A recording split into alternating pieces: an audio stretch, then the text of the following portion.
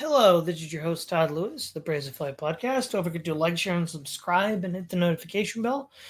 Don't forget to follow me on Twitter, Telegram, and Facebook. You can support me on Subscribestar, Buy Me a Coffee, and Locals. And don't forget to check out my Substack, where you can read articles, which I need to write some more soon. It's been a little while. So today is a reading of The Conquest of the United States by Spain, an 1899 essay written by Graham Sumner, a member of the Anti-Imperialist League. And I think it's very, I remember reading this years ago, maybe even 20 years ago, when I was still a libertarian, because they were the ones sort of refamiliarizing people with this material. And, you know, I could already see the writing on the wall for the U.S. empire, and a lot of Sumner's arguments I thought were pretty good.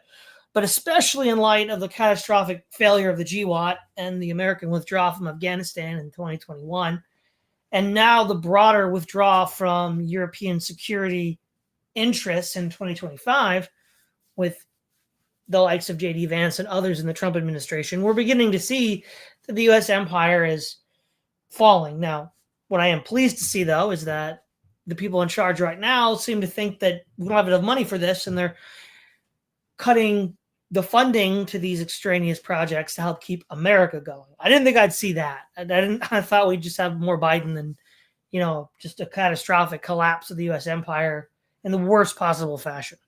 But I think it's apropos to reread this article, and I will be giving commentary as appropriate, in that we're now really nearing the tail end of a cycle that Sumner saw back in 1899, well over 100 years ago.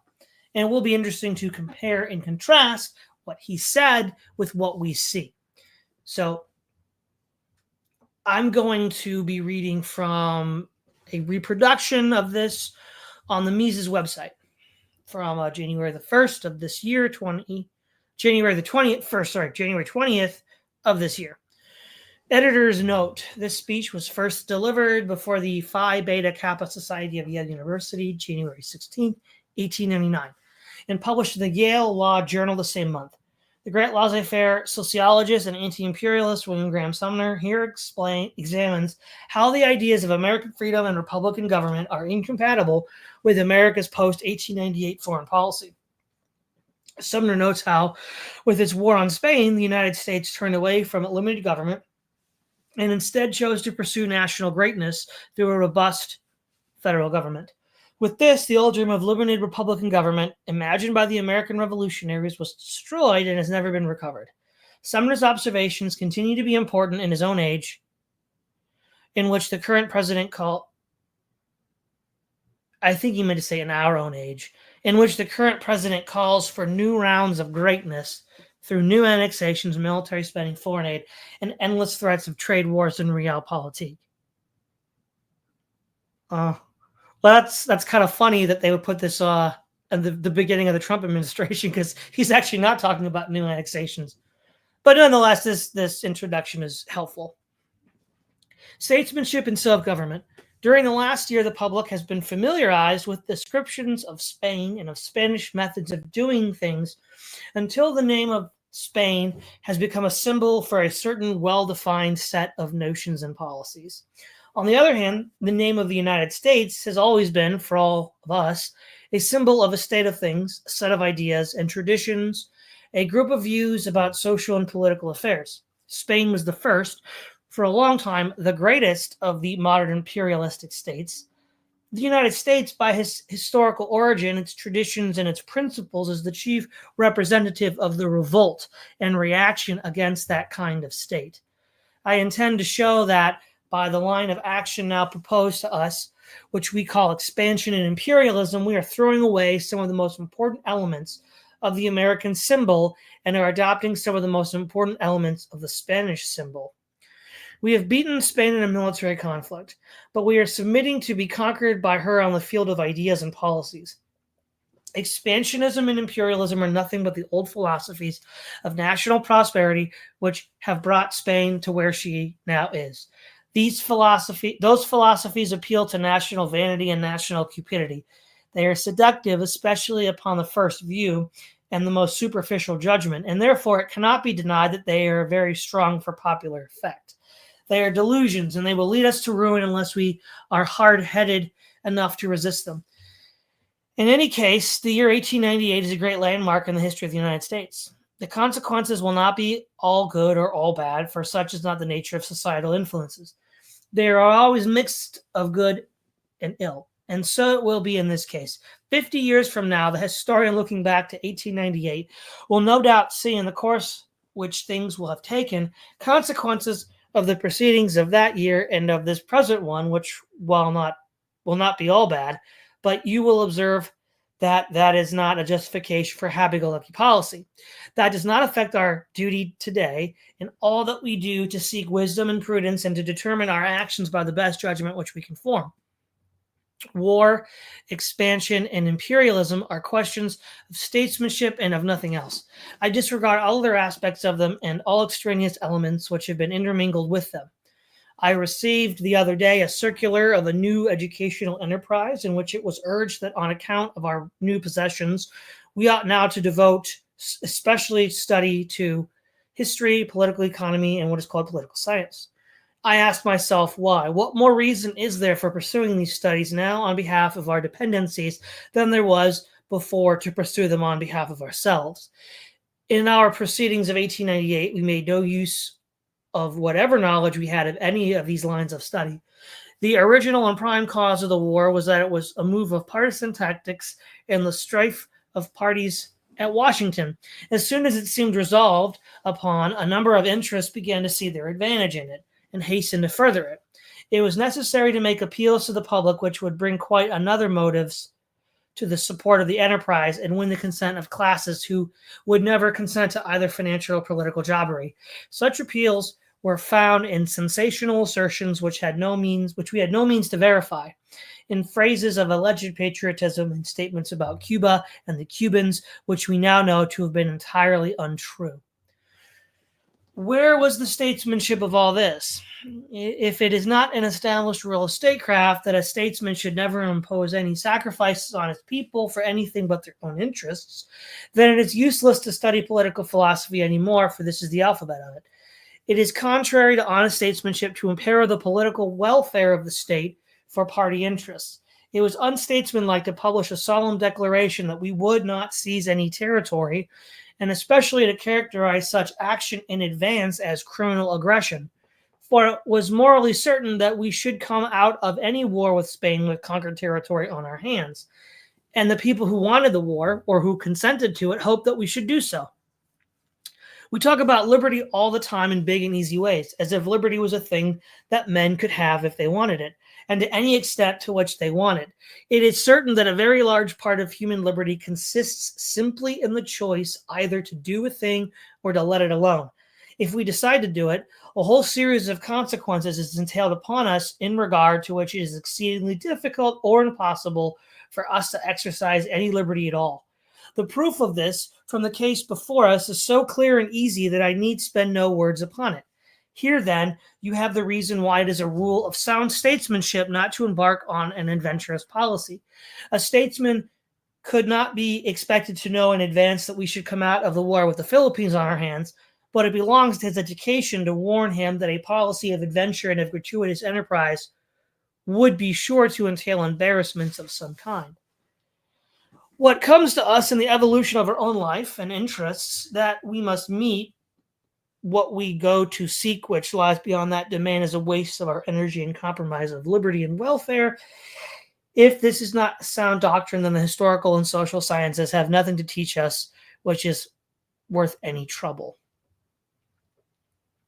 There was another observation, however, which is of far greater importance. That is, that it was a gross violation of self-government. We boast that we are a self-governing people, and in this respect, particularly, we compare ourselves with pride with older nations. What is the difference, after all? The Russians, whom we always think of as standing at the opposite pole of political institutions, have self-government, if you mean by it acquiescence in what a little group of people at the head of the government agree to do. The war with Spain was precipitated upon us headlong, without reflection or deliberation, and without any due formulation of public opinion. Whenever a voice was raised in behalf of deliberation and the recognized maxims of statesmanship, It was howled down in a storm of vituperation and cant. Everything was done to make us throw away sobriety of thought and calmness of judgment, and to inflame all expressions with sensational epithets and turgid phrases. It cannot be denied that everything in regard to the war has been treated in an exalted strain of sentiment and rhetoric very unfavorable to the truth. At present, the whole periodical press of the country seems to be occupied in tickling the national vanity to the utmost by representations about the war which are extravagant and fantastic. There will be a penalty to be paid for all this. Nervous and sensational newspapers are just as corrupting, especially to young people, as nervous and sensational novels. The habit of expecting that all mental pablums shall be highly spiced and the corresponding loathing for whatever is soberly truthful undermines character as much as any other vice. Patriotism is being prostituted into nervous intoxication, which is fatal to an apprehension of truth. It builds around us a fool's paradise, and it will lead us into errors about our position and relations, just like those which we have been ridiculing in the case of Spain. There are some who think that it is the perfection of statesmanship to say that expansion is a fact, and it is useless to discuss it. We are told that we must not cross any bridges until we come to them. That is, that we must discuss nothing in advance, and that we must not discuss anything which is past because it is irretrievable. No doubt this would be a very acceptable doctrine to the powers that be, for it would mean that we were relieved from responsibility. But it would be a marvelous doctrine to be accepted by a self-governing people. Senator Foraker has told us that we are not to keep the Philippines longer than is necessary to teach the people self-government. How one man can tell what we are to do before the constitutional authorities have decided it, I do not know. Perhaps it is a detail in our new method of self-government. If his assurances are to be trusted, we are paying $20 million for the privileges of tutoring the Tagals up to liberty and self-government. I do not believe that if the United States undertakes to govern the islands, it will ever give them up except to superior force. But the weakening of imperialism shown by this gentleman's assurances after a few days of mild debate in the Senate shows that agitation of the subject is not yet in vain. Then again, if we had done anything, especially if we had acted precipitately, it is a well-recognized course of prudent behavior to find out where we are, what we have done, and what the new situation into which we have come.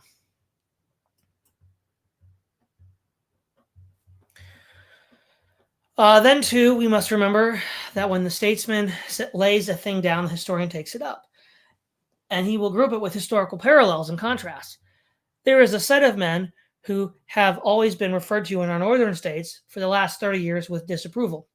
They are those Southerners who in 1861 did not believe in secession, but as they said, went with their states. They have been condemned for moral cowardice.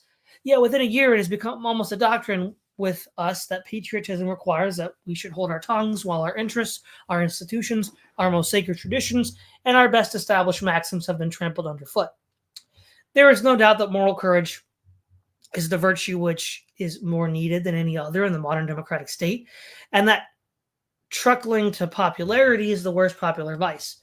The press, the platform, and the pulpit have all fallen under this vice, and there is evidence that the university also, which ought to be the last citadel of truth, is succumbing to it likewise. I have no doubt that the conservative classes of this country will yet look back with great regret to their acquiescence in the events of 1898 and the doctrines and precedents which have been silently established. Let us be well assured that self-government is not a matter of flags and of 4th of July orations, nor yet of strife to get offices. Eternal vigilance is the price of that, as of every other political good. The perpetuity of self-government depends upon the sound political sense of the people, and sound political sense is a matter of habit and practice. We can give it up, and we can take instead pomp and glory. That is what Spain did. She had as much self-government as any country in Europe at the beginning of the 16th century. The union of the smaller states into one big one gave an impulse to her national feeling and national development. The discovery of America put into her hands the control of immense territories. National pride and ambition were stimulated. Then came the struggle with France for world dominion, which resulted in absolute monarchy and bankruptcy for Spain. She lost self-government and saw her resources spent on interests which were foreign to her, but she could talk about an empire on which the sun never set, and boasted of her colonies, her gold mines, her fleets, and armies and debts. She had glory and pride, mixed, of course, with defeat and disaster, such as must be experienced by any nation on that course of policy. And she grew weaker in her industry and commerce and poorer in the status of the population all the time. She has never been able to recover real self-government yet. If we Americans believe in self-government, why do we let it slip away from us? Why do we barter it away for military glory as Spain did? There is not a civilized nation which does not talk about its civilizing mission just as grandly as we do.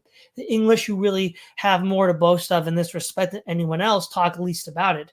But the Phariseeism with which they correct and instruct other peoples has made them hated all over the globe. The French believe themselves the guardians of the highest and purest culture, and that the eyes of all mankind are fixed on Paris, whence they expect oracles of thought and taste. The Germans regard themselves as charged with a mission, especially to us Americans, to save us from egoism and materialism. The Russians in their books and newspapers talk about the civilizing mission of Russia in language that might be translated from some of the finest paragraphs in our imperialist newspapers. The first principle of Mohammedanism is that we Christians are dogs and infidels fit only to be enslaved or butchered by Muslims. It is a corollary that wherever Mohammedanism extends, it carries in the belief of its votaries the highest blessings, and that the whole human race will be enormously elevated if Mohammedanism should supplant Christianity everywhere. To come last to Spain, the Spaniards have for centuries considered themselves the most zealous and self-sacrificing Christians, especially charged by the Almighty on this account to spread true religion and civilization over the globe. They think themselves free and noble, leaders in refinement and the sentiments of personal honor. And they despise us as sordid money grabbers and heretics. I could bring you passages from peninsular authors of the first rank about the grand rule of Spain and Portugal and spreading freedom and truth. Now, each nation laughs at all the others when it observes these manifestations of national vanity. You may rely upon it they are all ridiculous by virtue of their pretensions, including ourselves. The point is that each of them repudiates standards of the others, and the outlying nations which are to be civilized hate all the standards of civilized men. We assume that what we like in practice and what we think better must come as a welcome blessing to Spanish Americans and Filipinos. This is grossly and obviously untrue. They hate our ways. They are hostile to our ideas. Our religion, language, institutions, and manners offend them. They like their own ways. And if we appear among them as rulers, they will be social discord in all the great departments of social interest. The most important thing which we shall inherit from the Spaniards will be the task of suppressing rebellions. If the United States takes out of the hands of Spain her mission on the ground that Spain is not executing it well, and if this nation in its turn attempts to be schoolmistress to others, it will shrivel up into the same vanity and self-conceit of which Spain now presents an example. To read our current literature, one would think that we're already well on the way to it. Now the great mission, why all these enterprises which begin by saying to somebody else, we know what is good for you, better than you know yourself, and we are going to make you do it, are false and wrong, is that they violate liberty. Or to turn the same statement into other words, the reason why liberty, of which we Americans talk so much, is a good thing, is that it means leaving people to live out their own lives in their own way while we do the same. If we believe in liberty as an American principle, why do we not stand by it? Why are we going to throw it away to enter upon a Spanish policy of dominion and regulation? The United States cannot be a colonizing nation for a long time yet. We have only 23 persons to the square mile in the United States within Alaska. The country can multiply its population by 13. That is, a population could rise above 1 billion before the whole country would be as densely populated as Rhode Island is now. There is therefore no pressure of population, which is the first condition of rational expansion, unless we could buy another territory like the Mississippi Valley with no civilized population in it. If we could do that, it would postpone the day of our overpopulation still further and make easier conditions for our people in the next generations. In the second place, the islands which we have taken from Spain never can be the residence of American families, removing and settling to make their homes there. The climatic conditions forbid it. Although Spaniards have established themselves in Spanish America, even in the tropics, the evils of Spanish rule have largely arisen from the fact that Spaniards have gone to the colonies as adventurers, eager to make fortunes as quickly as possible, that they might return to Spain to enjoy them. That the relation of our people to these possessions will have that character is already apparent. It is therefore inaccurate to speak of a colonial system in describing our relation to these dependencies, but as we have no other term, let us use the one and inquire what kind of colonial system we are to establish. Okay, so at this point, I'm going to take a brief break and give some commentary. Now, this is a bit of a long section, but I didn't want to really break it up. So right now, I'm just planning on reading each section and then giving commentary when I'm done.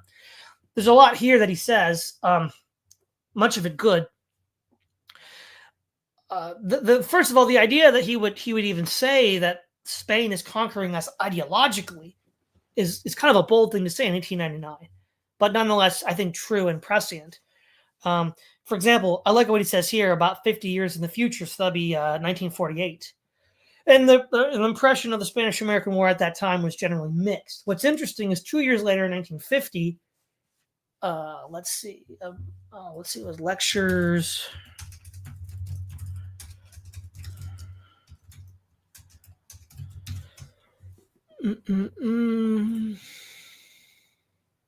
Yeah, George Kennan's American Diplomacy, a series of lectures. He also pinpoints the 1898 war with Spain as the beginning of a pivot in American policy. And now his position is very grim because he gave this lecture during Korea, the beginning of the Korean War. And he says that for all the efforts America spent, whether it's against Spain or in China's open door policy or World War I or World War II or now Korea, America is arguably less secure and less safe than she had been in the 19th century. So that's an interesting thing to compare with that. The other thing is he's absolutely right about freedom and liberty being a habit, a cultivated set of practices, which even now we don't have anymore either. It's like the Spanish-American War is interesting in that it was the first war in U.S. history in which we had the modern press. We had newspapers in the Civil War, but we had like these yellow dog journalism. We had early cinema. And so you could create this completely curated conflict, both, before the U.S. enters with Spain fighting Cuban revolutionaries, and then with the U.S. involved. And we've been stuck in that sort of what we might call simulacra for the last, 140 years. And so this is a level of analysis that I would not expect Sumner to be able to have. I only have this because we have, decades of, anti-technology thought going back to, Ivan Illich and Jacques Ellul, and we have like the, Baudrillard, the losing Guattari. But basically the simulation, there's a simulated version of reality. He mentions how what we were told about the Cubans was false. And that reminds me of the propaganda, the lies about Germany in World War I, like killing prisoners of war, ravishing nuns, and cutting babies into pieces. All of that stuff was made up. But it's that same principle, that same concept of doing this, and of the media giving this narrative spin at the war. But he is right also to point out that the bankruptcy of Spain as a country, financial bankruptcy, was the result of her imperial asset possessions. And that's exactly the same in the United States. That's in part why the Trump administration is paring back America's commitments, because we just can't afford them anymore. Recently, I saw Elon Musk tweet a Ron Paul statement about, non-interventionism, which I was happy to see. I was like, yeah, in many ways, we're seeing people realizing, in part through the work of libertarians, the deep insight that Sumner is getting at here. The other area in which I think Sumner gets things wrong is the American imperial project is quite different from Britain, France, or Russia with its direct annexation. He said that he didn't think the Philippines would be freed unless somebody forced the U.S. to do it. After World War II, the U.S. voluntarily gave independence to the Philippines. So in that regard, it's somewhat unprecedented compared to, say, like Britain or France, who lost the wars and had to just give them up. Sorry, they won World War II, but at such a cost that they had to give up their colonies. The other thing, too, was that it's more of a financial control behind the scenes that the Americans use. And so that of course, is why. Because the expansion isn't, he talks about two ways you could drive expansion. One is the population pressures. U.S. expansion overseas had nothing to do with population pressures. It had to do with securing markets. So, for example, there was the sugar trusts, which were important for the Cuban War, and then the overthrow of Arbenz and Guatemala was the result of the banana companies. So a lot of this was financial, and so you could have this like influence at a distance. That's not like, say, the settler colonies of the 13 colonies or the Spanish colonies in the Age of Exploration. But the main point in this first section is that if the United States gives up using its rational principles for just sort of like pulpy, this is even before the idea of like pulp as a literary genre, but the sort of like pulpy, superficial, emotionalized content, whether it's news or literature or whatever. And we're seeing that just even worse with the internet and the digital age, where content is consumed, not reasoned through and processed. So those are some of my thoughts on the first part. Now we'll go to the second part. Where were we? We just had it. The colonial system. Spain stands in modern history as the first state to develop and apply a colonial system to her outlying possessions. Her policy was to exclude absolutely all non-Spaniards from her subject territories and to exploit them for benefit of Spain. Without much regard for the Aborigines or the colonists, the cold and unnecessary cruelty of the Spaniards to the Aborigines is appalling, even when compared with the treatment of the Aborigines by other Europeans. A modern economist stands aghast at the economic measures adopted by Spain, as well in regard to her domestic policies as to her colonies. It seems as if those measures could only be inspired by some demon of folly. They were so destructive to her prosperity. She possessed a large literature from the last 3 centuries in which her publicists discuss with amazement the question whether it was a blessing or a curse to get the Indies and why. And with all the supposed conditions of prosperity in her hands, she was declining all the same. We now hear it argued that she is well rid of her colonies, and that if she will devote her energies to her internal development and rid her politics of the corruption of political officials' interests, she may be regenerated. That is a rational opinion. It is the best diagnosis of her condition and the best prescription of a remedy with which the occasion has called forth. But what then will happen to the state which has taken over her colonies? I can see no answer except that the nation with them has taken under the disease, and that it now is to be corrupted by exploiting dependent countries, just as she has been. That it stands exposed to this danger is undeniable. Okay, actually, I'm just going to ignore what I said earlier. I will comment immediately now because I'm going to forget points if I keep doing this. Spain didn't really recover economically, quote unquote, until the latter days of Franco and the early days of the restored democracy. So it took a long time for Spain to recover even after her defeat in 1898. Partly that can be seen as an attempt to preserve her colonies in Africa. Franco was deployed in Morocco. Not French Morocco, but Western Sahara and other places. And as far as the United States inheriting Spain's condition, absolutely crushing financial burdens of imperial overstretch and loss of freedom at home. It would not be becoming to try in a paragraph to set forth the causes of the decadence of Spain, and although the economic history of that country has commanded such attention from me as I could give it consistently with other obligations, yet I could not feel prepared to do any justice to that subject. But 1 or 2 features of the history can be defined with confidence, and they are such as are especially instructive for us. In the first place, Spain never intended or set purpose to ruin the material prosperity of herself or her colonies. Her economic history is one long lesson to prove that any prosperity policy is a delusion and a path to ruin. There is no economic lesson which the people of the United States need to take to heart more than that. In the second place, the Spanish mistake arose in part from confusing their public treasury with the national wealth. They thought that when gold flowed into the public treasury, that was the same as an increase of wealth of the people. It really meant that the people were bearing the burdens of the imperial system, and the profits of it went into the public treasury, that is, into the hands of the king. It was no wonder then that as the burdens grew greater, the people grew poorer. The king spent the revenues in extending the imperial system in Germany, Italy, and the Netherlands, so that the revenues really became a new cause of corruption and decay. The only people who were well off in the midst of increasing distress were the ecclesiastics and nobles, who were protected by entails and charters, which in their turn were a new cause of restriction and destruction to the industries of the country. As to the treatment of the Aborigines in the outlying possessions of Spain, the orders from the government were as good as could possibly be desired. No other European government issued any which were nearly so enlightened or testified to such care about the matter. Spanish America is still covered with institutions founded by Spain for the benefit of the Aborigines, so far as they have not been confiscated or diverted to other uses. Nevertheless, the Spanish rule nearly exterminated the Aborigines in 150 years. The Pope gave them into servitude to the Spaniards. The Spaniards regarded them as savages, heretics, beasts, not entitled to human consideration. Here you have the great explanation of man's inhumanity to man. When Spaniards tortured and burned Protestants and Jews, it was because in their minds Protestants and Jews were heretics.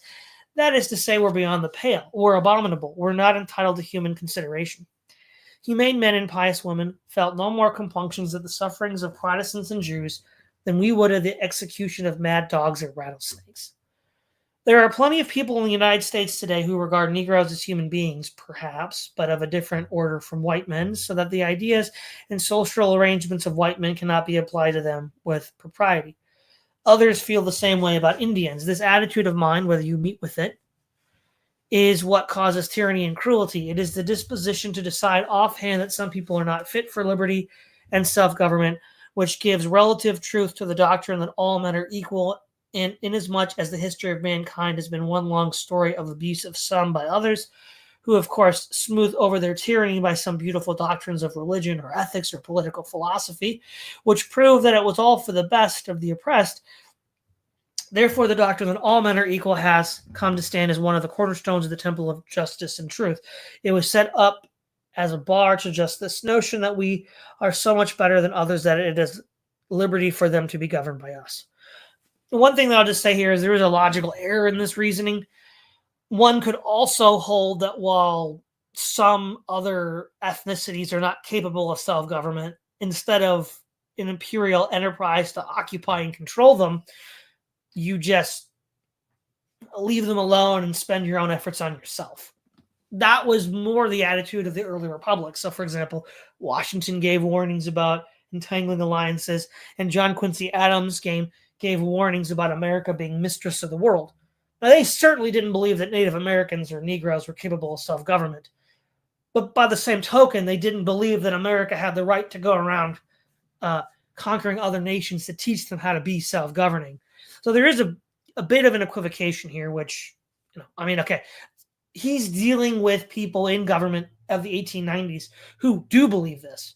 Fair enough, but that needs to be a little more precisely stated. The Americans have been committed from the outset to the doctrine that all men are equal. We have elevated it into an absolute doctrine as part of the theory of our social and political fabric. It has always been a domestic dogma in spite of its absolute form. And as a domestic dogma, it has always stood in glaring contradiction to the facts about Indians and Negroes and to our legislation about Chinamen. In its absolute form, it must, of course, apply to Kanakas, Malays, Tagals, and Chinese, just as much as to Yankees, Germans, and Irish. This is again just logically fallacious. It doesn't. Self-government is actually a philosophical concept, which means a man's ability to govern his own spirit. And because of that, a population of men like that need few laws. This is a measurable quantity, and if some groups don't have it, they need more laws to be governed. The question is, should you then take it upon yourself to govern them with more laws?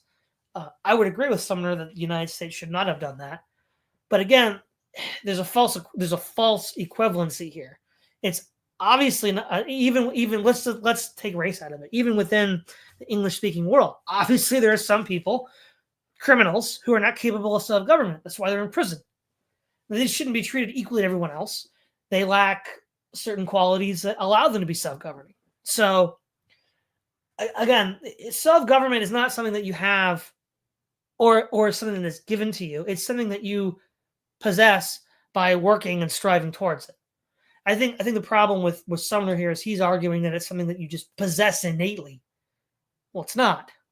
And if you can't be governed well, then someone else will, nature pours a vacuum, somebody else will come in. Not saying they should, but that's just the nature of things. And if you don't want that to happen, then you need to do your due diligence to govern yourself. It is an astonishing event that we have lived to see Americans carry this dogma, domestic dogma, out where it must be tested in its application to uncivilized and half-civilized peoples. At the first touch of the test, we threw the doctrine away and adopted the Spanish doctrine. We are told by all the imperialists that these people are not fit for liberty and self-government, that it is rebellion for them to resist our beneficence, that we must send fleets and armies to kill them if they do it, that we must devise a government for them and administer it ourselves, that we may buy them or sell them as we please and dispose of their trade for our own advantage. What is that but the policy of Spain to her dependencies? What can we expect as a consequence of it? Nothing but that it will bring us where Spain is now. Okay, true, it will bring us to where Spain is now. But Spain didn't conquer the New World to give them self-government. Conquered the New World, at least rhetorically, give them Christianity, which that's what the U.S. said about Cuba and the Spanish colonies rhetorically. But I think what Sumner's trying to make a point here is that American self-government cannot be imposed at the point of a sword, which I agree. But that's not why Spain developed her colonies in the New World. That was even on propaganda terms, that was not the reasons. But then if it is not right for us to hold these islands as dependencies, you may ask me whether I think that we ought to take them into our union, at least some of them, and let them help to govern us. Certainly not. If that question is raised, then the question whether they are, in fact, fit for self-government or not is in order. The American people, since the Civil War, have to a great extent lost sight of the fact that this state of ours, the United States of America, is a confederated state of a very peculiar and artificial form. It is not a state like the states of Europe, with the exception of Switzerland. The field for dogmatism in our day is not theology, it is political philosophy. Sovereignty is the most abstract and metaphysical term in political philosophy. Nobody can define it. For this reason, it exactly suits the purpose of the curbstone statesman. He puts it into whatever he wants to get out of it again. And he has set to work lately to spin out a proof that the United States is a great imperialistic state. Although the Constitution, which tells us just what it is and what it is not, is there to prove the contrary. Agreed. That's a very good paragraph right there. The 13 colonies, as we all know, were independent commonwealths with respect to each other. They had little sympathy and a great deal of jealousy. They came into a union with each other upon terms which were stipulated and defined in the Constitution, but they united only unwillingly and under the pressure of necessity. What was at first only a loose confederate combination or alliance has been welded together into a great state by the history of a century. Nothing, however, has altered that which was the first condition of the Union, that all the state members of it should be on the same plane of civilization and political development, that they should all hold the same ideas, traditions, and political creed, that their social standards and ideals should be such as to maintain cordial sympathy between them. The Civil War arose out of the fact that this condition was imperfectly fulfilled. At other times, actual differences in standpoint and principle or in ideals and opinion have produced discord within the Confederation. Such crises are inevitable in any confederated state. It is the highest statesmanship in such a system to avoid them or smooth them over, and above all, never to take involuntarily any heterogeneous elements. The prosperity of such a state depends on closer and closer sympathy between the parts in order that differences which may arise may be easily harmonized. What is needed is more intention, not more extension. Agreed. So what he's basically saying is America needs to remain WASP. But he just didn't say that. But I mean, he's right. By adding all these other elements, the Confederation starts to bloat and fall apart. It follows then that it is an unwisdom to take into a state like this any foreign element which is not congenial to it. Any such element will act as a solvent upon it.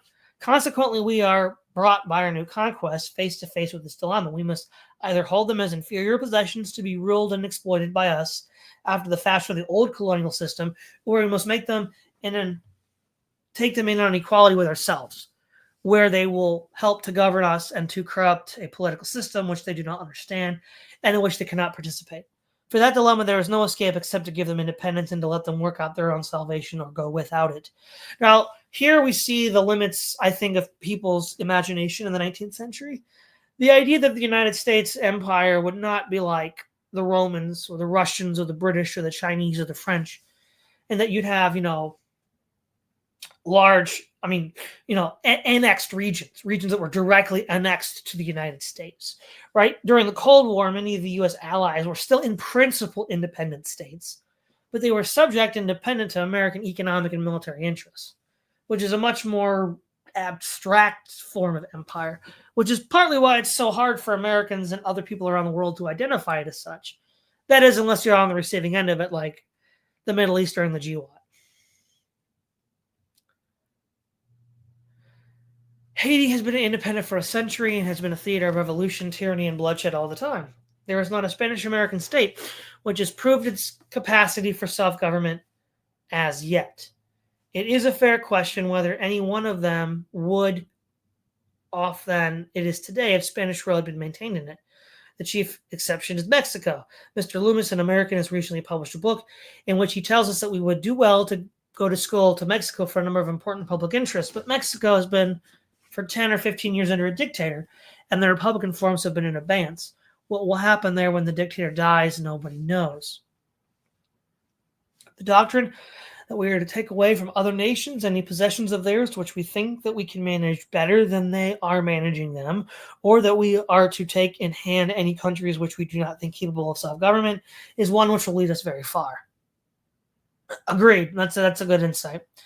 With that doctrine in the background, our politicians will have no trouble to find a war ready for us the next time they come around to the point where they think that it is time for us to have another. We are told that we must have a big army hereafter. What for? Unless we propose to do it again by what we have just done. And that ease our neighbors have reason to ask themselves, whom will we attack next? They must begin to arm too. And by our act, the whole Western world is plunged into the stress upon which the Eastern world is groaning. Here is another point in regard to which the conservative elements in the country are making a great mistake, to allow all this militarism and imperialism to go on without protest. It will be established as a rule that whenever political ascendancy is threatened, it can be established again by a little war, filling the minds of the people with glory and diverting their attention from their own interests. Hard-headed old Benjamin Franklin hit the point when, referring back to the days of Marlborough, he talked about the pest of glory. The thirst for glory is an epidemic which rouses people of their judgment, seduces their vanity, cheats them of their interests, and corrupts their conscience. Again, we see the limits of the 19th century imagination. U.S. military armed forces after the Spanish-American War were actually seldom used in the New World. It was mostly in Europe, Asia, and East Asia and the Middle East. And even in the 1890s, it is a bit ridiculous to think that Latin American countries would arm and create an arms race with the U.S. I mean, even then, most of them are failed states of one form or another. But again, the bigger picture, he's still right. The U.S. seeking glory and empire has eroded. I mean, a good example of the erosion of free government and self-government is a principle that libertarians have talked about, where beginning with Vietnam, a lot of ex-military joined the police force, and they take with them a lot of the harsher measures of managing occupied populations to the United States, which then has the effect of treating us like an occupied population, which we're not. It's like, well, okay, you might need to use those tactics, quote, in the Philippines or Vietnam or Iraq, but this is the United States. You shouldn't be using them here. And so we have this boomerang effect. That's a really measurable way that you can look at how this happens. The country owes its existence to a revolt against the colonial navigation system, which, as I have said, Spain first put into practice. The English colonial system never was even approximately so harsh and tyrannical as that of Spain. Correct. The first great question which arose about colonies in England was whether they were parts of the possessions of the King of England or part of the dominion of the Crown. The constitutional difference was great. In the one case, they were subject to the king and were not under the constitutional guarantees. In the other case, they were subject to the parliament and were under the constitutional guarantees. This is exactly the same question which arose in the middle of the century in this country about territories, and which helped bring on the Civil War. It is already arising again. It is that question whether the Constitution of the United States extends over all men and territory owned by the United States, or whether there are to be grades and planes of rights for different parts of the dominions over which our flag waves. The question already promises to introduce dissensions amongst us, which will touch the most vital elements in our national existence. The constitutional question, however, goes even deeper than this. Of the interpretation of the clauses in the Constitution, I am not competent to speak. But the Constitution is the organic law of this confederated state in which we live, and therefore it is the description of it as it was planned and as it is. The question at stake is nothing less than the integrity of this state in its most essential elements. The expansionists have recognized this fact by already casting the Constitution aside. The military men, of course, have been the first to do this. It is the essence of militarism that under it military men learn to despise constitutions, to sneer at parliaments, and to look with contempt on civilians.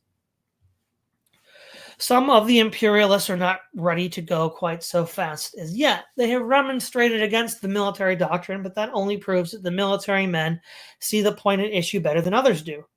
Others say that if the legs of the Constitution are too short to straddle the gulf between the old policy and the new, they can be stretched a little, a view of the matter which is as flippant as it is in bad taste.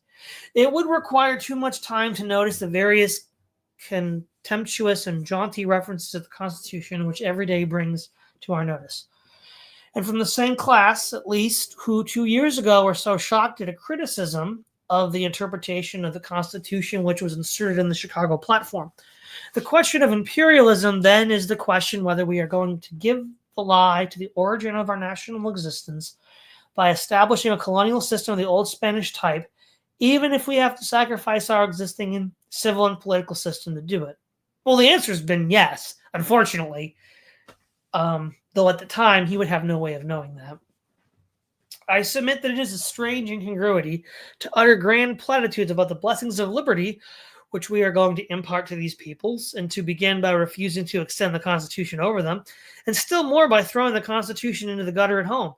If you take away the Constitution, what is American liberty and all the rest? Nothing but a lot of phrases.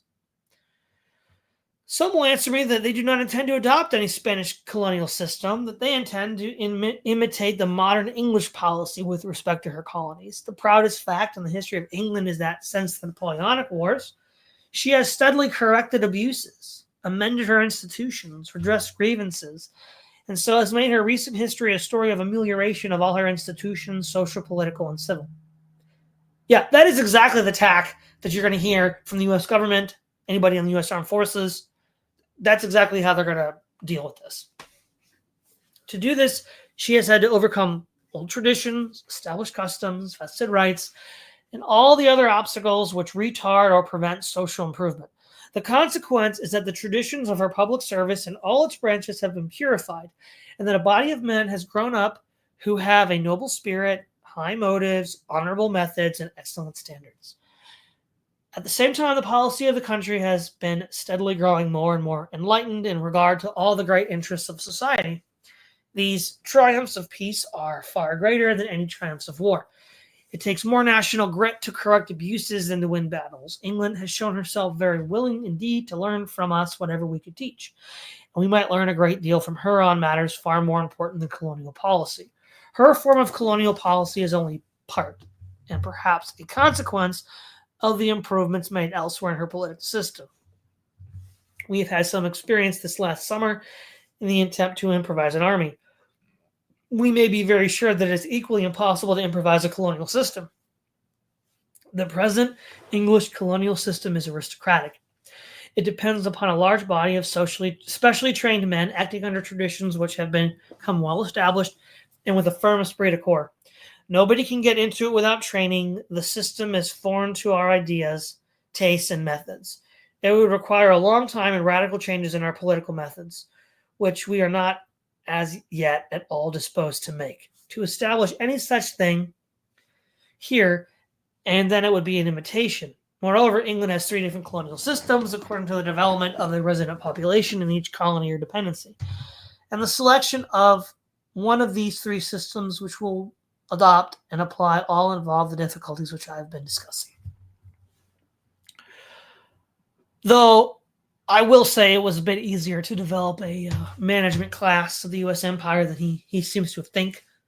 Many of the, in the early days especially, many of it was what we call the Boston Brahmins, the old financial interests of New England. And then, I don't know, beginning in the 60s, you have the rise of the Sun Belt and tech factions, which are now completely ascendant. Well, again, partly he can't conceive of a system of first financial and then abstract technological propaganda control. Nobody really could at that time except the people inventing these methods of control. So I'm not going to hold him to account too much on that because he literally didn't have the conceptual framework.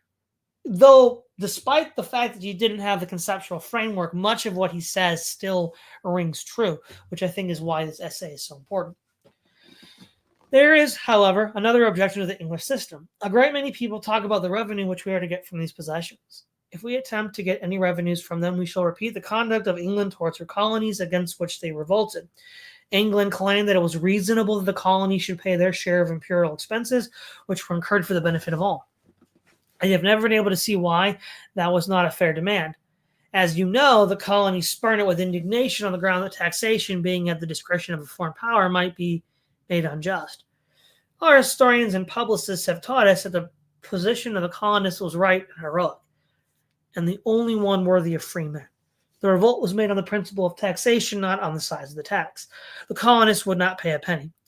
Since that is so, we cannot get a penny of revenue from the dependents, even for their fair share of imperial expenditures, without burning all our histories, revising all the great principles of our heroic period, repudiating our great men of that period, and going over to the Spanish doctrine of taxing dependencies at the discretion of a governing state. Now, that's absolutely true.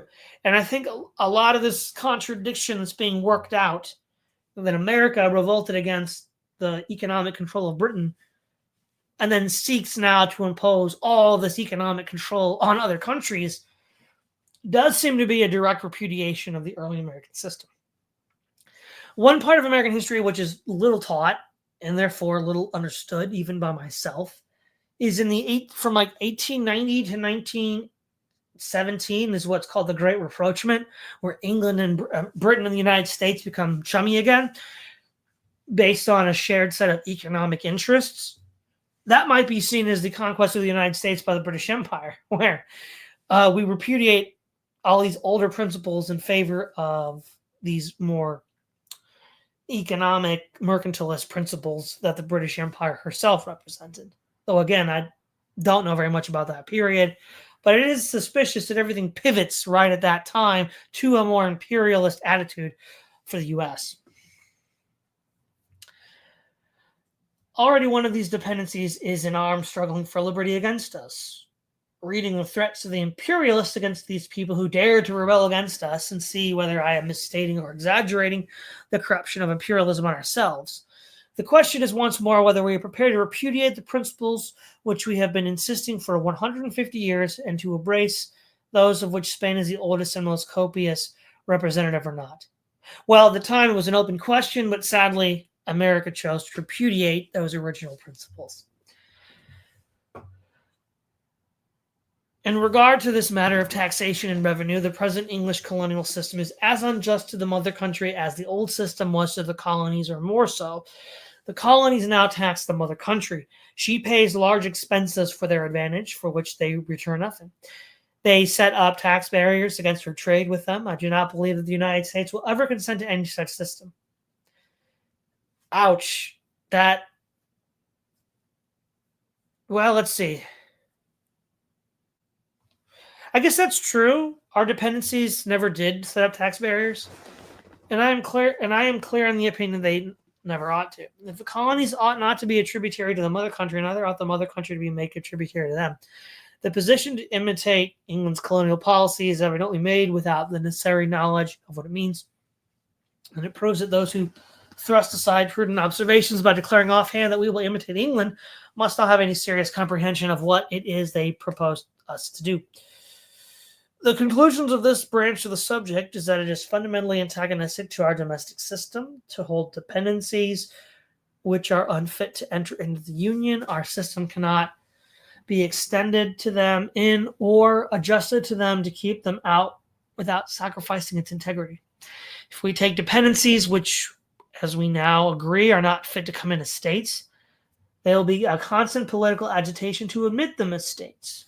For such agitation will be fomented by any party which thinks it can win votes in that way.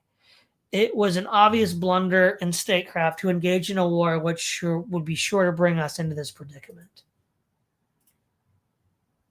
Colonial trade versus free trade. It seems as if this new policy was destined to thrust the sword into every joint in our historical and philosophical system. Our ancestors revolted against the colonial navigation system, but as soon as they got their independence, they fastened a navigation system on themselves.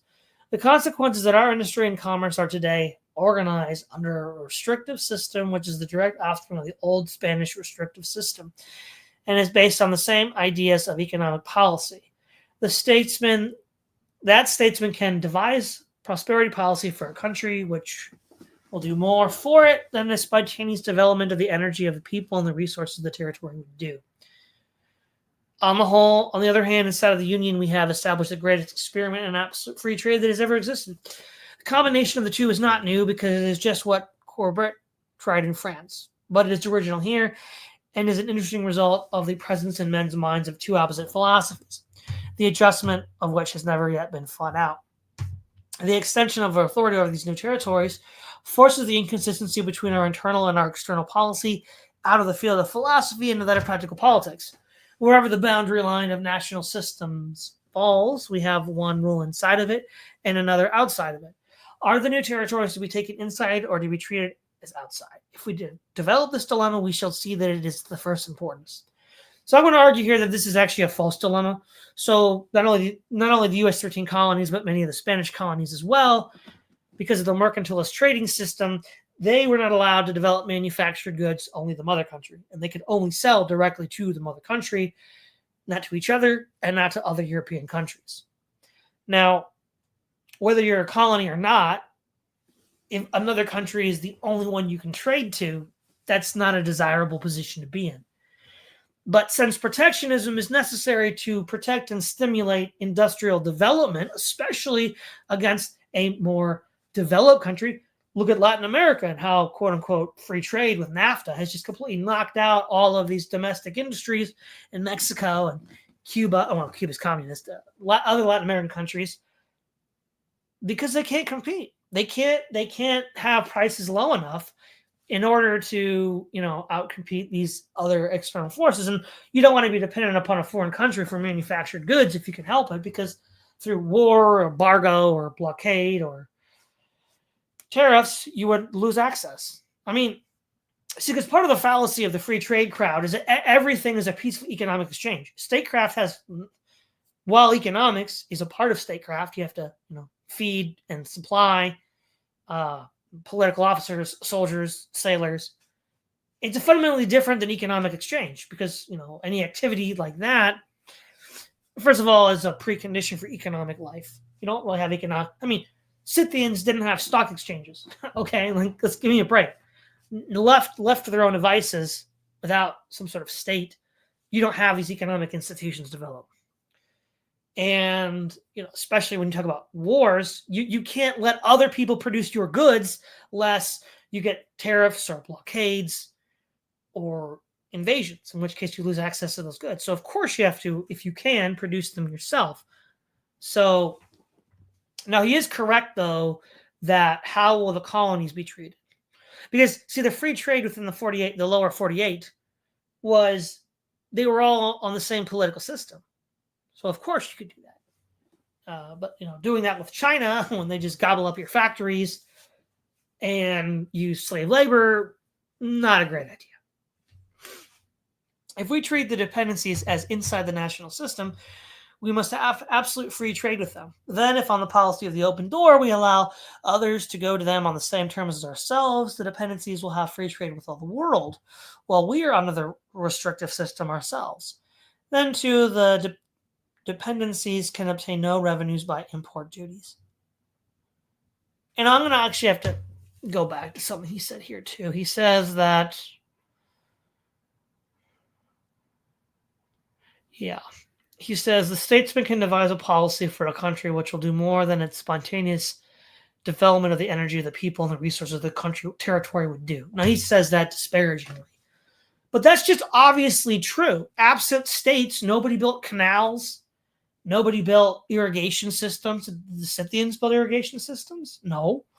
the equivalent of the Mesopotamia's, Fertile Crescent with all the vast irrigation networks. Do we have anything like that in, pre-Roman Gaul or Britain? Of course not. We don't have aqueducts or roads. It's like, okay, if you want to have people interact like that, that's your prerogative. But don't pretend that you're going to have banks, roads, aqueducts, or stock exchanges, because you're not. They just won't. There's and then also in my famous debate with Bob Murphy on the Tom Woods Show, you probably won't have much of a national defense either, because there's all sorts of costs to entry that you need conglomerating forces to produce. And until something superior to the state is found, there's certain goods that only the state can produce. Now, if you don't want the state, then you have to be aware that you're going to lose those goods. And libertarians and classical liberals like Sumner just won't admit that, which is why their position is largely indefensible. Because, well, okay, you want to have your cake and eat it too. He seems to be saying that, with the imperialist cause, and he's right, American liberty at home, but then imperialism abroad. Well, you can't have your cake and eat it. It goes with this too. If we take the other branch of the dilemma and treat the dependencies as outside our national policy, then we must shut out their products from our market by taxes. If we do this on the policy of the open door, then any taxes which the islands lay upon imports from elsewhere, they must also lay upon us from imports. Then they and we will be taxing each other. If we go upon the protectionist policy, we shall determine our taxes against them and theirs against our nations, and we shall let them lay none against us. This is exactly the Spanish system. It is, under it, the colonies will be crushed between the upper and nether millstone. They will revolt against us for just the same reason as they revolted against Spain. Again, the only real major territorial acquisition was the Philippines. All the others were more abstract and informal. And the United States did give the Philippines its independence. Nonetheless, the other commitments, like in Europe with NATO and the Pacific, have drained the American coffers. I have watched the newspapers with great interest for 6 months to see what indications were presented of the probable current opinions on the dilemma which I have described. There have been but a few. A few extreme protectionist newspapers have truculently declared that our protective system was to be established around our possessions, and everybody else was to be excluded from them. From a number of interviews and letters by private individuals, I select the following as expressing well what is sure to be the view of the unregulated man, especially if he has an interest to be protected as this writer had. I am opposed to the open door policy as I understand it, to open the ports of our new territories, free to the world, would have the effect of cheapening and destroying many of the benefits of territorial acquisition, which has cost us blood and money. As a nation, we are well qualified to develop and handle the trade of our new possessions, and by permitting others to come in and divide the advantages and profits of this trade, we were not only wrong. Our citizens, we should be given preference, but exhibit a weakness that ill becomes a nation of our prominence. This is exactly the view which was held in Spain, France, Holland, and Britain in the 18th century, and upon which the navigation system against which our fathers revolted was founded. If we adopt this, we may count upon it that we shall be embroiled in constant wars with other nations, which will not consent that we should shut them out of our parts of the earth's surface until we prove that it can be done by force. Then we shall be parties to a renewal of the 18th century wars for colonies, for supremacy on the sea, for trade, as the term is used for world supremacy, and for all the rest of the heavy follies from which our fathers fought to free themselves. That is the policy of Russia and France at the present time, and we have before our eyes proofs of its effect on the peace and welfare of mankind. Our modern protectionists have always told us that the object of their policy is to secure the home market. They have pushed their system to an extravagant excess. The free traders used to tell them they were constructing a Chinese wall. They answered that they wished we were separated from other nations by a gulf of fire. Now it is that they who are crying out that they are shut in by the Chinese wall. When we have shut all the world out, we find that we have shut ourselves in. The protective system is aptly applied, especially to certain lines of production.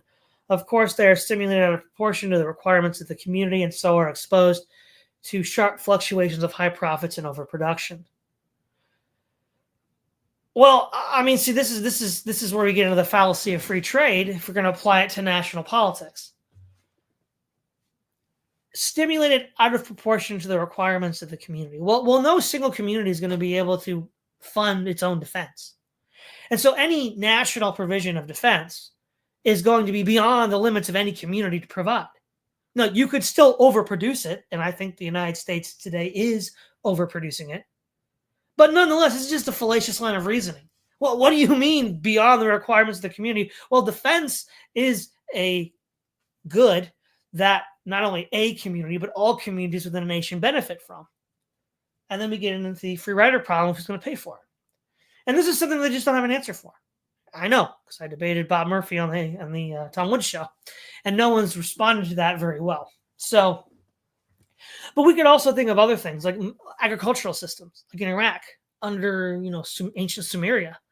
I mean, if we had just they would never have been built by individual communities. I mean, the Gaelic tribes before Rome conquered Gaul never built anything on that scale, but it was a good that served not only everybody in Mesopotamia, but allowed for food exports to adjoining countries like Iran, Persia, Syria, Palestine, and through by sea to India. So again, there's a certain scale of production that can only be met at the national level. Now, if you don't want to have a national government or a small one, then you have to be willing to accept the fact that those things are not going to be produced. Which again, I mean, I'm not saying that they have to be, but that's just how the world works.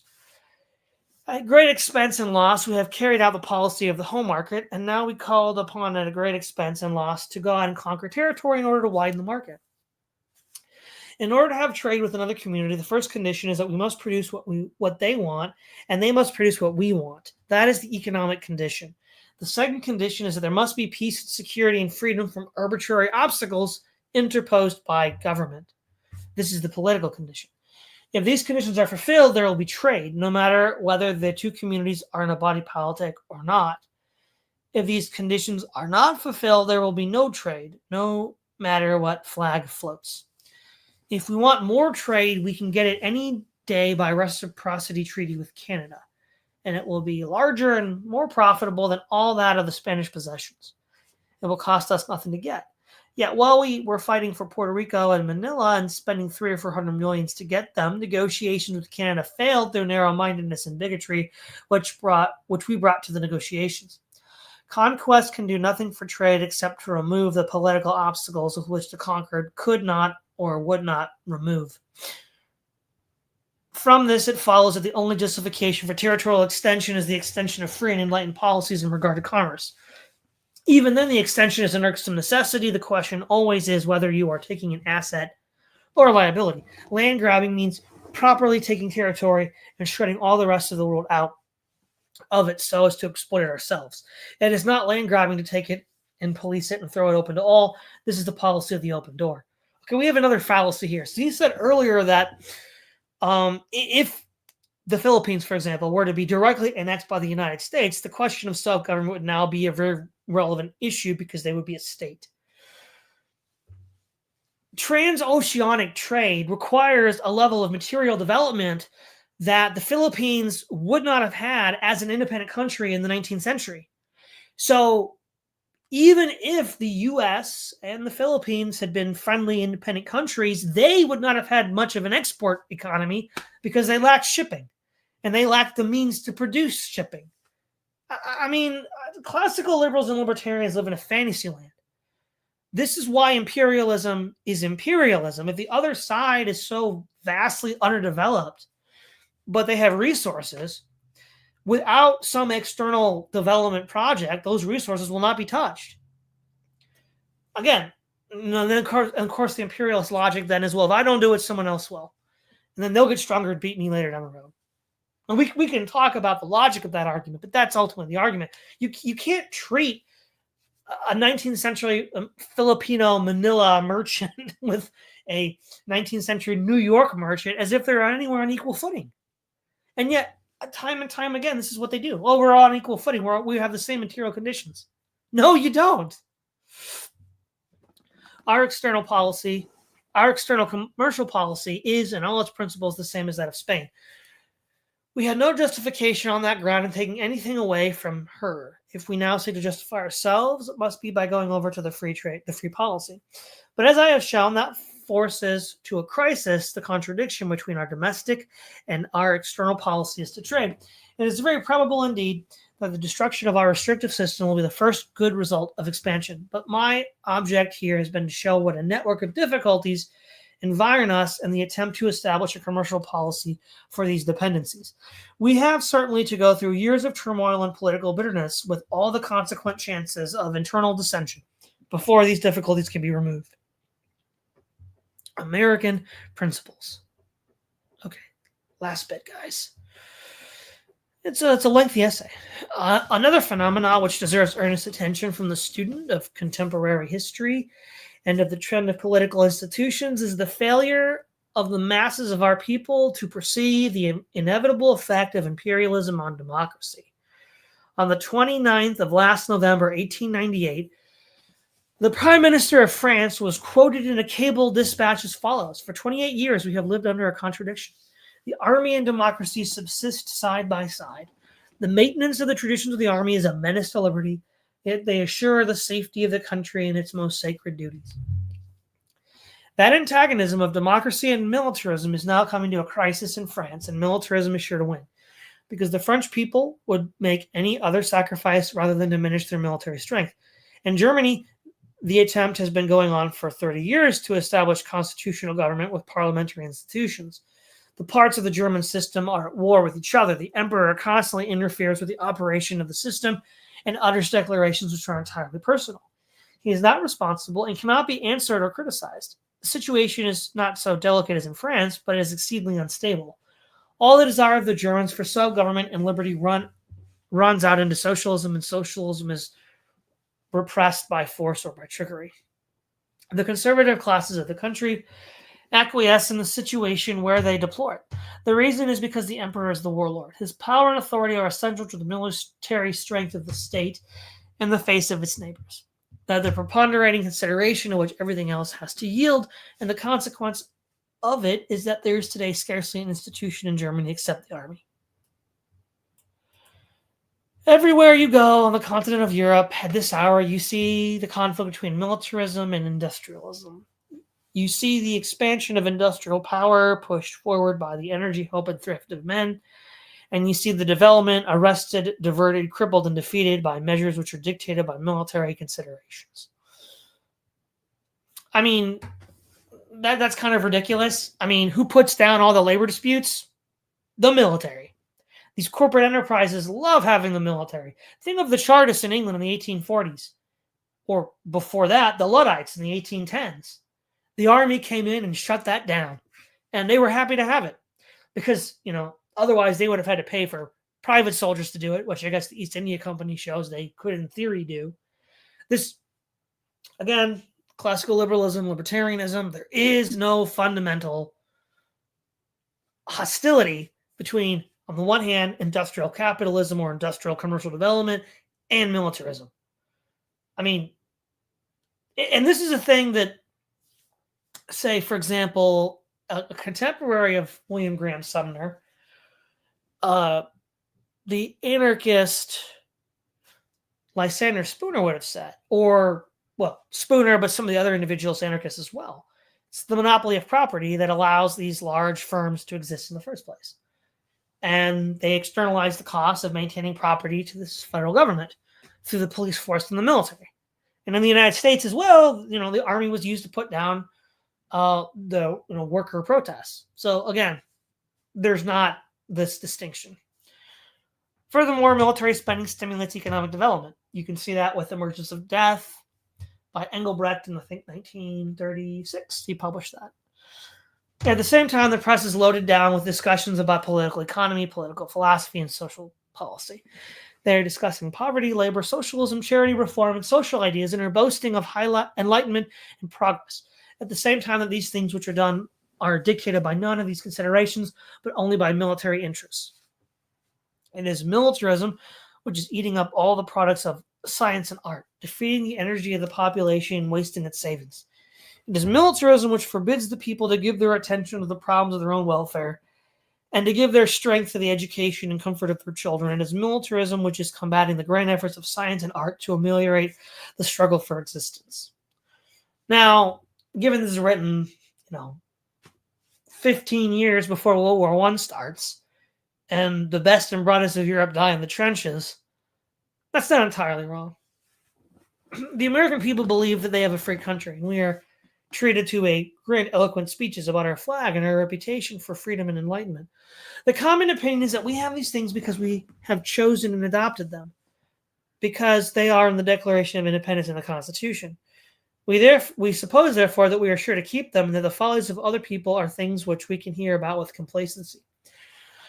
People say that this country is like no other, that its prosperity proved its exceptionality, and so on. These are popular errors which in time will meet with harsh correction. Like we're seeing now. The United States is in a protracted situation. It is easy to have equality where land is abundant and where the population is small. It is easy to have prosperity where few men have a great continent to exploit.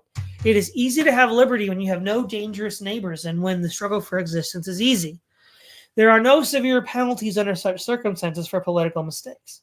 Democracy is not then a thing to be nursed and defended as it is in an old country like France. It is rooted and founded in the economic circumstances of the country. The orators and constitution makers do not make democracy, they are made by it. This protected position, however, is sure to pass away as the country fills up with a population and the tasks of getting a living out of the ground become more difficult. The struggle for existence will become harder and the competition for life more severe. Then liberty and democracy will cost something if they're to be maintained. Yeah, true. That's a really good insight there. Now, what will hasten the day when our present advantages will wear out, and we shall come down to the conditions of the older and densely populated nations? The answer is war, debt, taxation, diplomacy, a grand governmental system, pomp, glory, a big army, navy, lavish expenditures, political jobbery, in a word, imperialism. Yes, exactly. That's true. In the old system, the democratic masses of this country, who knew little about our modern doctrines of social philosophy, had a sound instinct on these matters. And it is no small ground of political disquietude to see it decline. Right? That's what people would have called in the past common sense. They resisted every appeal to their vanity in the way of pomp and glory, which they knew must be paid for. They dreaded a public debt and a standing army. They were narrow-minded and went too far with these notions, but they were at least right if they wanted to strengthen the democracy. The great foe of democracy in the near future is plutocracy. Every year that passes brings out this antagonism more distinctly. It is to be the social war of the 20th century. Wow, that's actually extremely prescient. In that war, militarism, expansionism, and imperialism will all favor plutocracy. In the first place, war and expansion will favor jobbery, both in the dependencies and at home. In the second place, they will take away the attention of the people from what the plutocrats are doing. Yes. In the third place, they will cause large expenditures of the people's money, the return for which will not go into the treasury, but into the hands of a few schemers. In the fourth place, they will call for a large public debt and taxes. And these things especially tend to make men unequal. Yes, because any social burdens bear more heavily on the weak than on the strong, and so make the weaker weaker and the strong stronger. Therefore, expansion and materialism are a grand onslaught on democracy. Yeah, he's not wrong. The point which I have tried to make in this lecture is that the expansion and imperialism are at war with the best traditions, principles, and interests of the American people, and they will plunge us into a network of difficult problems and political perils which we might have avoided while they offer us no corresponding advantage in return. True. Of course, principles, phrases, and catchwords are always invented to bolster up any policy which anybody wants to recommend. So in this case, the people who have led us on to shut ourselves in and who now want us to break out warn us against the terrors of isolation.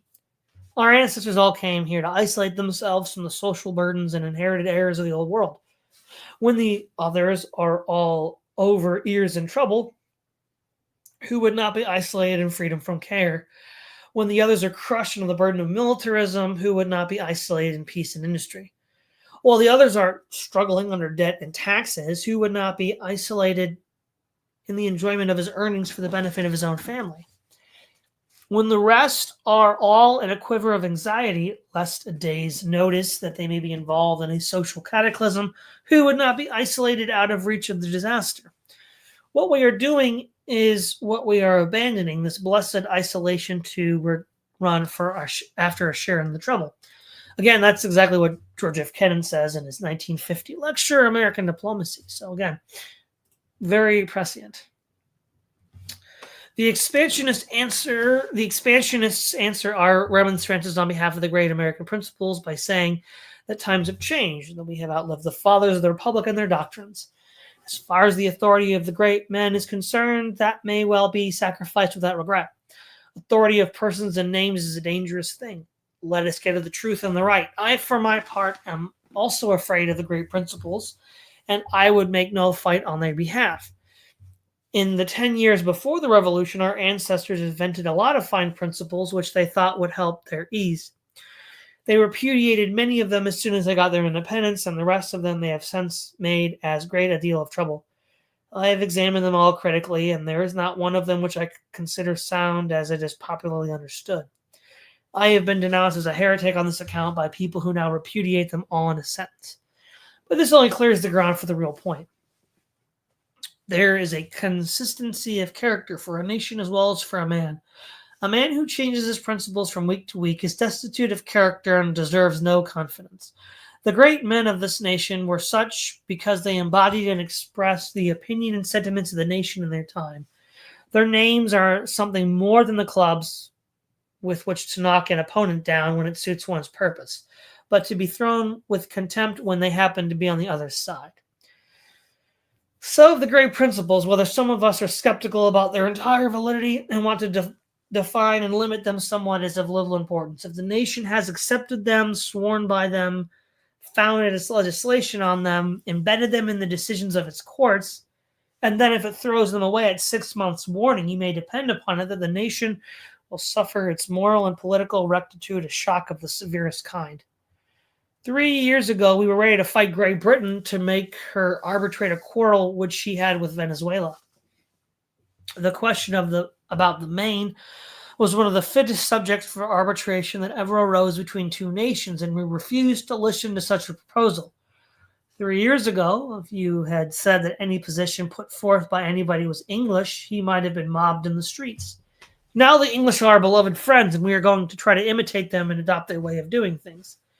They are encouraging us to go into difficulties. First, because our hands will be full and we shall be unable to interfere elsewhere.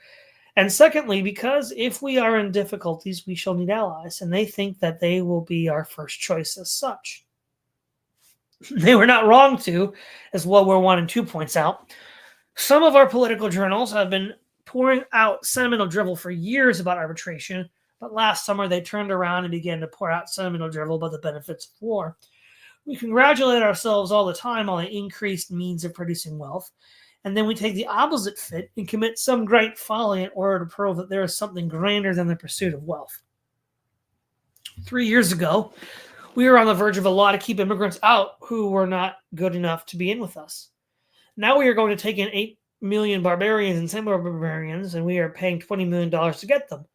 For 30 years, the Negro has been in fashion. He has had political value and has been petted. Now we have made friends with the Southerners.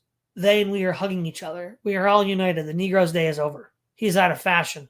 Well, that was in 1899. He came back into fashion, it turns out, in the 1960s. We cannot treat him one way and the Malays, Tagals, and Kanaks another way. A Southern senator 2 or 3 days ago thanked an expansionist senator from Connecticut for enunciating doctrines which proved that for the last 30 years, the Southerners have been right all the time. And his inference was incontrovertible. So the great principles change all the time, or what is far more important, the phrases change. Some go out of fashion, others come in, but the phrase makers are with us all the same. So when our friends, the expansionists, tell us that times have changed, what it means is that they have a whole set of new phrases which they want to force into the place of the old ones. The new ones are certainly no more valid than the old ones. All the validity that these great principles ever had, they have now. Anybody who ever candidly studied them and accepted them for no more than they were really worth can stand by them now as well as ever. The time when a maxim or a principle is worth something is when you are tempted to violate it. Okay, wow, this paragraph right here is a really good description in non-technical terms of the sign signal shift of Baudrillard and the simulation. So, right, the words are the same, but they keep being repurposed for new uses. And in the continued repurposing for new uses, they eventually become meaningless and devoid of all value. So, again, we didn't really have the word for sign signal shift or simulation or simulacra, though some people floated around like Carlyle, but he didn't use it in the technical way that Baudrillard would. But this is really good. This is describing the mechanism, or what Aristotle would call the efficient cause of how this happens. But again, I'm not going to fault Sumner for not having that word. He couldn't have had that word. Another answer which the imperialists make is that Americans can do anything. They say that they do not shrink from responsibilities. They're willing to run into a hole, trusting to luck and cleverness to get out. There are some things that Americans cannot do. Americans cannot make 2 + 2 = 5. Well, you might want to tell the new atheists that. They think you can. You may answer that this is an arithmetic impossibility and is not in the range of our subject. Very well, Americans can collect $2 a gallon tax on whiskey. They tried it for many years and failed. That is an economic or political impossibility, the roots of which are in human nature. It is an absolute impossibility on this domain as the former on the domains of mathematics. Yet so far as it appears, Americans cannot govern a city of 100,000 inhabitants so as to get comfort and convenience in at a low cost and without jobbery. The fire department of the city is now demoralized by political jobbery, and Spain and all her possessions are not worth as much to you and me as the efficiency of the fire department of New Haven. The Americans in Connecticut cannot establish the rotten borough system. The English abolished the rotten borough system 70 years ago in spite of nobles and landlords. We cannot abolish ours in spite of the small towns. Americans cannot reform the pension list. Its abuses are rooted in the methods of democratic self-government, and no one dares to touch them. It is very doubtful indeed if Americans can keep up an army of 100,000 men in times of peace. That didn't age well at all. We can only be 100,000 men be found in this country who are willing to spend their lives as soldiers, or if they are found, what pay will be required to induce them to take this career. Americans cannot disentangle their currency from the confusion into which it was thrown by the Civil War. And they cannot put it on a simple, sure, and sound basis, which would give stability to the business of the country. This is a political impossibility.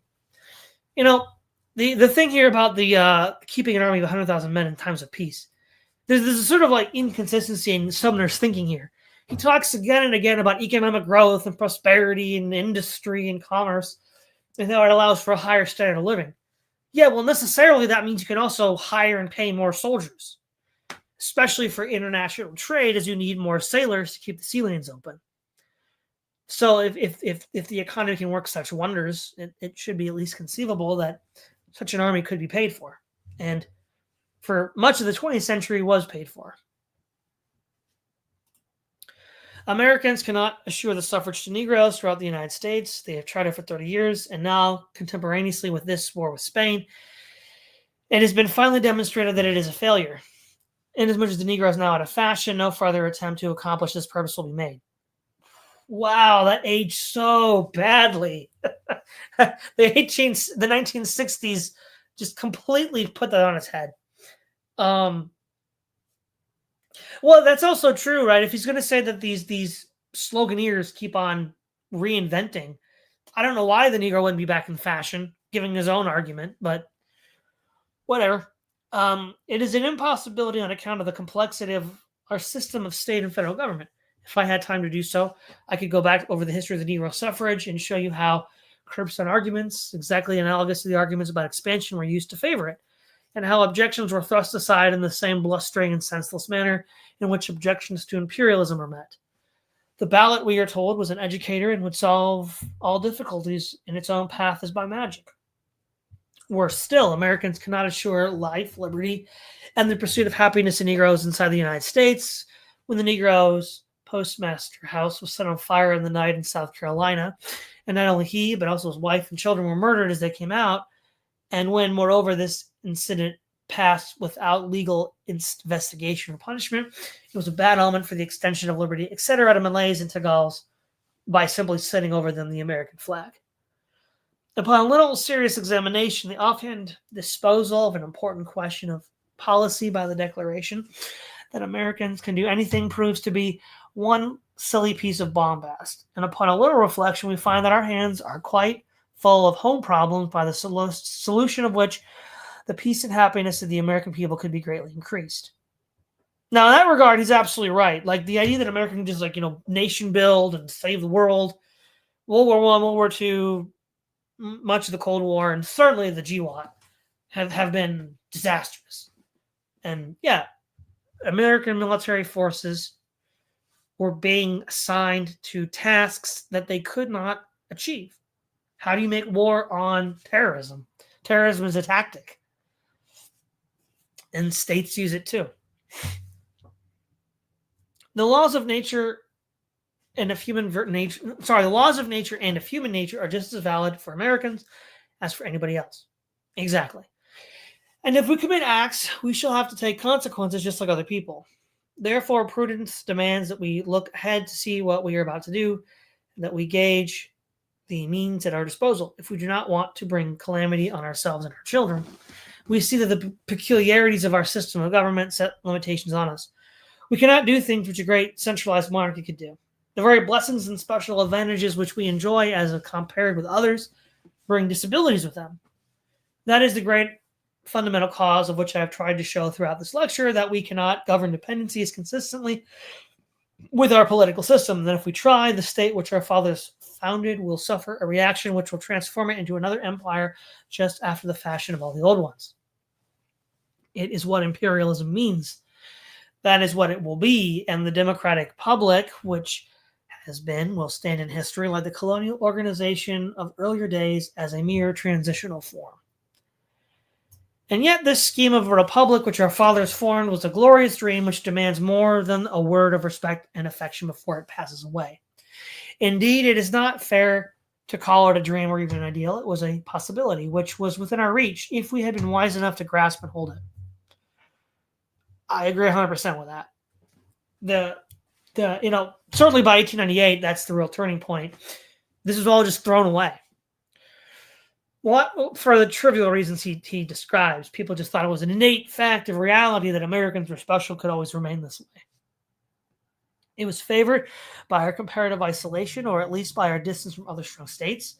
The men who came here were able to throw off all the trammels of tradition and especially established doctrine. They went out into the wilderness, it is true, but they took with them all the art, science, and literature which up to that time civilization had produced. They could not, it is true, strip their minds of the ideas which they had inherited, but in time, as they lived on in the New World, they sifted and selected these ideas, retaining what they chose. Of the old world institutions also, they selected and adopted what they chose and threw aside the rest. It was a grand opportunity to be thus able to strip off all the follies and errors which they had inherited, so far as they chose to do so. I will just add this. This is kind of a preamble to my Thursday show. I actually think that the spirit that has been in abeyance since 1898 might be coming back. Like I said, I recently saw Elon Musk tweet about interventionism, being opposed to it, quoting Ron Paul. So, and then Trump seems to be rolling back at least some of our commitments overseas. But I won't get into too much into that now. That'll be for Thursday's show. But there might be a return to the best elements that Sumner's talking about, where we can sort of pick up not only where it was left off, but incorporating the newer intellectual developments that have occurred that Sumner could not have even foreseen. They had a limited land with no feudal restrictions to hinder them in the use of it. Their idea was that they would never allow any of the social and political abuses of the old world to grow up here. There should be no manors, no barons, no ranks, no prelates, no idle classes, no paupers, no disinherited ones except the vicious. There would be no armies except a militia, which would have no functions but that of police. They would have no court and no pomp, no orders or ribbons or decorations or titles. they would have no public debt. They repudiated with scorn the notion that a public debt is a public blessing. If debt was incurred in war, it was to be paid in peace and not entailed on posterity. There was to be no grand diplomacy because they intended to mind their own business. Elon Musk, there we go, and not be involved in any of these intrigues to which European statesmen were accustomed. There was to be no balance of power and no reason of state to cost the life and happiness of citizens. The only part of the Monroe Doctrine which is valid was their determination of the social and political systems of Europe should not be extended over any part of the American continent, lest people who are weaker than we should lose the opportunity which the new continent gave them to escape from those systems if they wanted to. Our fathers would have an economical government, even if grand people called it a parsimonious one, and taxes should be no greater than were absolutely necessary to pay for such a government. The citizen was to keep all the rest of his earnings and use them as he thought best for the happiness of himself and his family. He was, above all, to be ensured peace and quiet while he pursued his honest industry and obeyed his laws. No policies of conquest, no adventurous policies of conquest or ambition, such as in the belief of our fathers, kings, and nobles had forced for their own advantage on European states, would have ever been undertaken by a free democratic republic. Therefore, the citizen here would never be forced to leave his family or to give his sons to shed blood for glory and to leave widows and orphans in misery for nothing. Justice and law were to reign in the midst of simplicity, and a government which had little to do was to offer little for ambition. In a society where industry, frugality, and prudence were honored, it was believed that the vices of wealth would never flourish. We know that these beliefs, hopes, and intentions have only been partially fulfilled. I have to say this again, and I'll be getting at this on Thursday. Even now, they've only been partially fulfilled, but I think we're beginning to see the beginnings of a renewed effort to fulfill them, and I think that will be exciting in the years to come. We know that as time has gone on and we have grown numerous and rich, some of these things have proved impossible ideals, incompatible with a large and flourishing society. But it is by virtue of this conception of a commonwealth that the United States has stood for something unique and grand in the history of mankind, and that its people have been happy. It is by virtue of these ideas that we have been isolated in a position which the other nations of the earth have observed in silent envy. And yet there are people who are boasting of their patriotism because they say that we have taken our place now amongst the nations of the earth by virtue of this war. My patriotism is of the kind which is outraged by the notion that the United States never was a great nation until, in a petty 3 months campaign, it knocked to pieces a poor, decrepit, bankrupt old state like Spain. To hold such an opinion as that is to abandon all American standards, to put to shame and scorn all that our ancestors tried to build up here, and to go over to the standards of which Spain is a representative. All right, so that was a rather long one today, but I want to read this all at once. Turning to the chat, we have, for a blood-based super chat of $19.99. Thank you very much. And we have GF and Seamus O'Blaine in the chat. All right, everybody. And like I said, tune in for Thursday, where I'm going to have a very interesting show. This is Todd Lewis, the Praise of Folly podcast, signing off.